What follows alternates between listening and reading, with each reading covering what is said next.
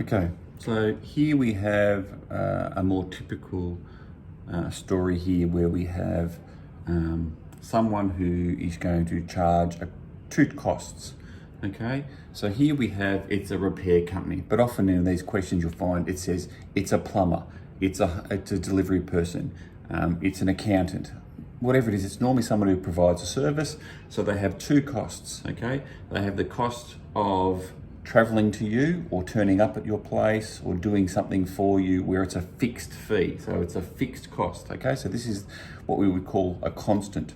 It doesn't change. Okay, and this would always become like the plus that value. So in this case it'll be plus 50.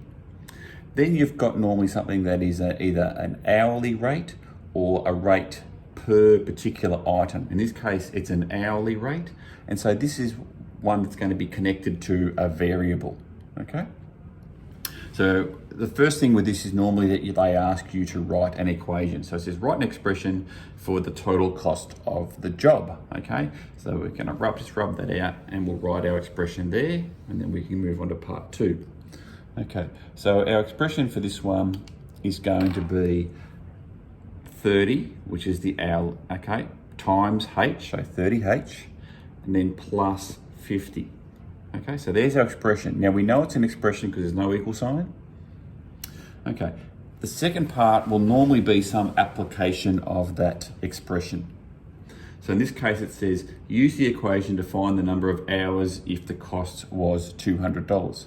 So what we do here is we just make that equal to 200.